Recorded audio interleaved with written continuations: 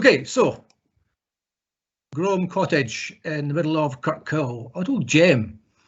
There's the centre of the village. I'm up here next to the mausoleum. We've got our Kirkhill Primary School, and we've got Groam Cottage at the back here. And there it was way back, basically a group of farmtown cleared cottages scattered around centre here on really kind of the boggiest, most useless bit of land that the Lovets could find.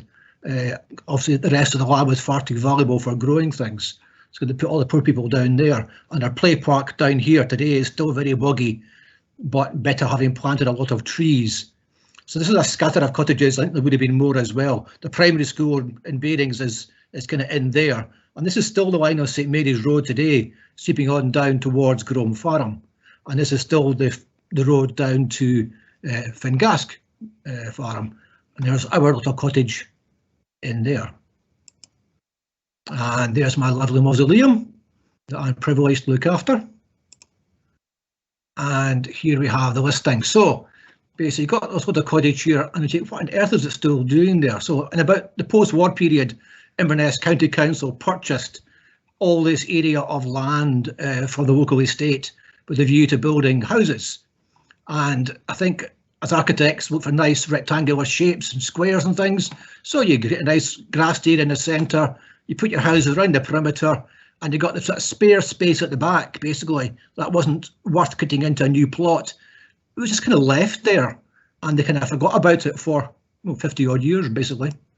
You've got the small car park at the back of this pretty normal council housing, and the little, what appears to be a little timber shed at the back of the car park. Okay, so let's get a little bit further. Yep, there it is, almost falling down. I mean, I've lived here since '92, and I was looking at this thing actually about 2013, I think it was the first time I ever saw it. Yep, there it is, and it's actually in front of another building in behind when you get in closely enough. It's most curious, so I had a look around it all as best I could, and the cottage is now half buried because you've had 200 years of leaf litter falling around it, so it's now really up to the windowsill level. And there you go. And there are lots of wind-blown trees are sprouted and growing all around it, and really a great risk of causing a lot of damage to it. And that's a wee window in the gable there. Corner started to break down and fall away, sadly. Peered through the window, and a roll of wire and bits of timber and so on, but into you can see the plaster linings of the walls and the boarded ceiling, and in the background there, a bit of wattle and daub partitioning. Wow, amazing. There's a bit of the wall where it's just starting to fall away, and under the tin here you can see the remains of the thatch. So there was thatch there previously, and then it's been improved in the mid to late 19th century, I'm guessing, with the tin on top. And there's that little shed. So it's truncated, it's hipped at one end, but truncated at the other with a gable, and then they built this little timber building on the end of it. Had a look inside the timber building, and it's not a shed.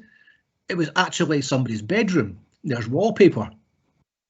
And when you move around, there's remains of furniture on the floor. There's a writing bureau. And at times, I think you've had kids in exploring it because of lots of papers were lying on the floor and different articles of household equipment there.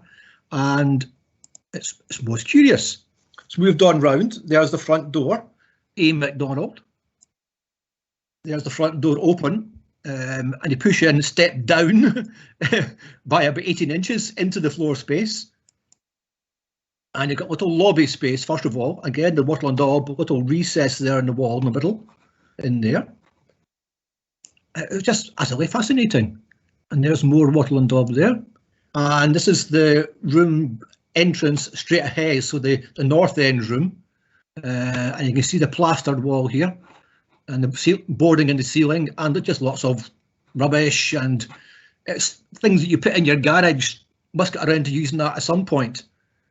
Then you move into the main room, and you've got a brick fireplace with a range still in there, and then you can just see the end of a crook there. At this point, I vaguely knew, or barely knew what a crook was. Terrible. So there you go, a bit closer on the fireplace. Lots of debris falling down the chimney. And at this point, I didn't know that chimney was actually inserted into an existing hanging lum. I found that out later on. The amount of debris that's there, it's amazing. And a small dresser, and it just all kind of kitchen equipment. Things are broken, they were not really very valued to people any longer. But it was like an Aladdin's cave, though people had just stepped away from it. And there is the left-hand crook next to the fireplace. A little bit more detail there. I'm still in amazingly good condition. And the right-hand crook. And the detail of the bedroom partition, I think it is, again with a sort of the wattle and daub infill, with straw and dung and lime and a bit of lime plastered over the top. And that's the back of the kitchen, so joining on to the adjoining bedroom. And I'm wondering where that's maybe been an opening that's been infilled at some point, but has been infilled fairly on, because that's again wattle and daub there in the infill. And this is the end room. And again, you've got a lovely boarded ceiling coming down to the low eaves here. So you've got raised ceiling ties, and you've got multiple layers of wallpaper on top of multiple layers of newspaper. She seemed to be very keen on the Inverness Courier. I did call at one point seeing it was reporting of housewives or men should leave milk for children to have, and it was the First World War, and there's another report on troop movements and so on. So that was just the paper used to line the ceiling to keep out the drafts, and then it was overlaid with this various layers of wallpaper. And there's still the metal bedspread still in place, and boxes, suitcases, amazing ephemera. This big box in front, lower left here, is actually an early television from, I'm guessing, the 1950s, or perhaps used to watch the Queen's coronation on, as my family did on their very first TV. And there you go, there's a bit of newspaper in the background there, and adverts. So we're trying to find out a bit more about this thing, and I was put in contact with this document by the Inverness Field Club, who had come out in 1989. As I mentioned here, a big storm, lots of fallen trees, so they thought they'd better come out and see what's around before more things got lost. And they were shown round by the trustee for the mausoleum, Fred Geddes, who was our conservation architect back in '98. And he showed the people from the field club around, including this cottage, which he'd obviously heard about. And they spoke to the last occupant, who I now know had moved into the council house adjacent, and they told him this amazing tale that in the aftermath of Culloden, the MacDonald family, who were then residents, so they're talking 1746 here, gave refuge to 2 soldiers in the Rathhouse for 2 months. And things kind of, I guess, calmed down, and they could move off to their own homes in safety. Yes, instead of demolition, back in '89, here we are, 30 odd years later, and it's still in risk of demolition. But hopefully not. We're going to try and save it. So this is the house that she moved into, number 8, the last of the original housing group, and the later ones are from the 1970s and onwards, carrying on and completing the square. So just behind us, amongst all those trees, is the cottage.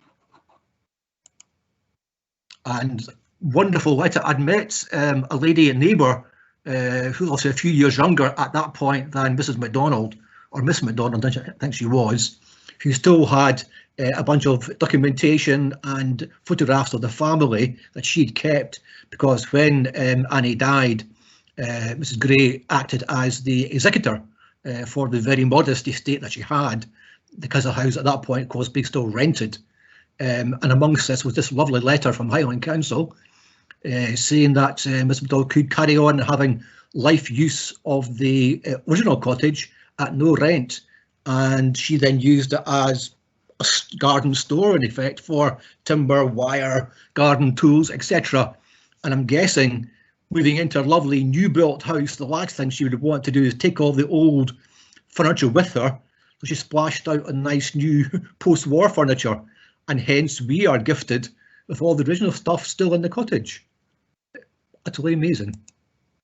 Got in touch with Kerry Bennett, the Conservation Officer for Highland Council at the time, and Kerry was a great help, and got in touch with Arkhams in Edinburgh. And we set about trying to get the cottage listed, because at this point it is totally unlisted and therefore entirely unprotected as well. So Arkham set up some of the staff who did a lovely measure study of it in this cracking drawing here. And then it was eventually listed as Grade A, yippee. So the same grading as my beloved mausoleum and Edinburgh Castle, for goodness sake. It's that important.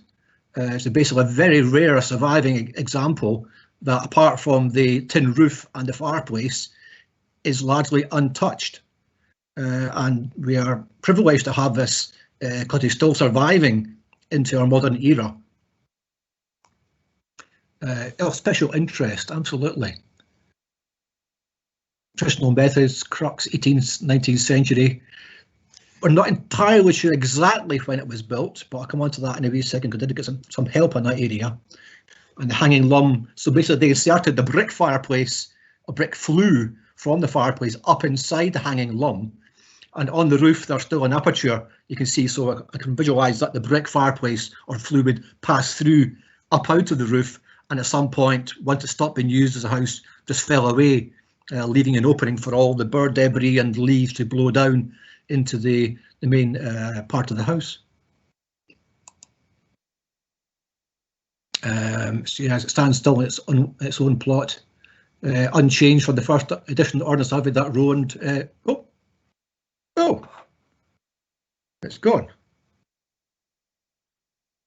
Pardon me, folks. I'll try and get it back.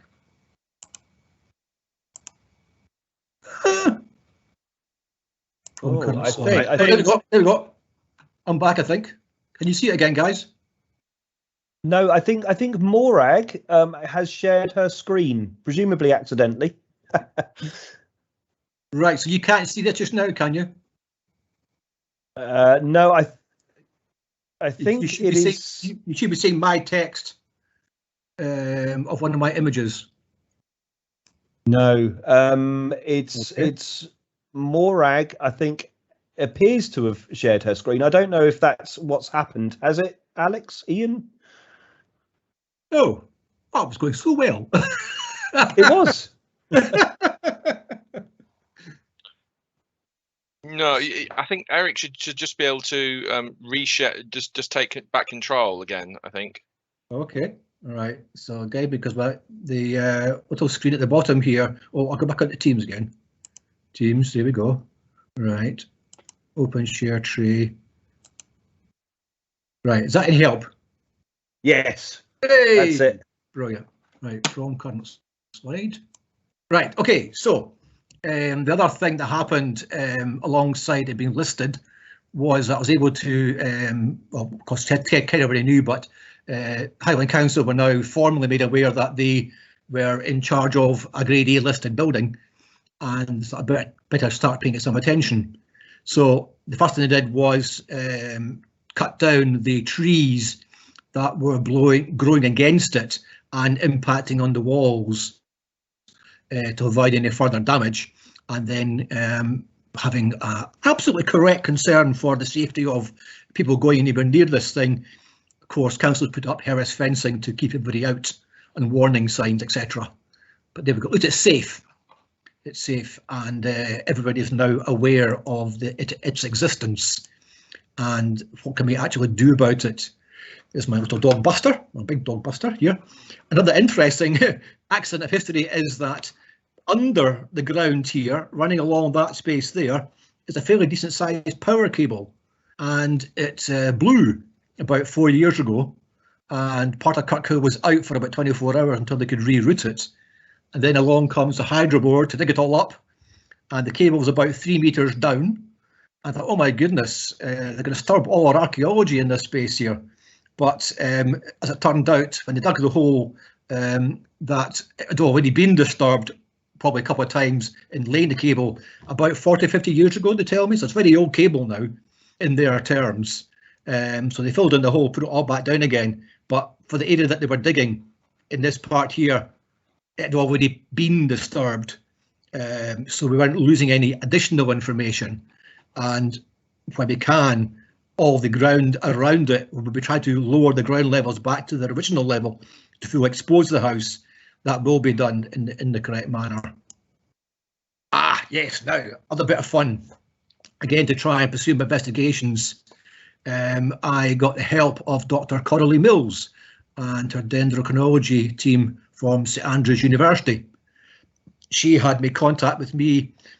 Do I know of what old buildings there are worth looking at in Kirkhill? So I took her up to Wardlaw, and she did cores of our roof timbers, and unfortunately they had been cut down too young to have enough rings to give her a decent reading. She could tell us that our attic, our crypt hatch, was cut down in 1721 in Strathglass, which ties in with the date of 1722 for its remodelling by Simon the Fox of infamous fame, and took a bite to Peter and all that. And I took her down to Wardlaw Church, and I took her across here into Groam Cottage.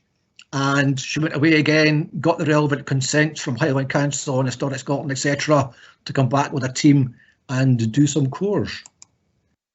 And so they found a suitable piece, drilled in at several points, took out their cores, carefully looked after them. There's Coralie herself, lovely cores, took them off back down to her base, into the database, and unfortunately, because that system relied upon getting multiple examples to cross-reference, although she can give me an approximate date of somewhere around 1700, there isn't enough other reference samples to fully specify that date. But as that project goes forward, it is hoped that she will be able to go back to me with a clearer date. That's kind of how it stands today, virtually.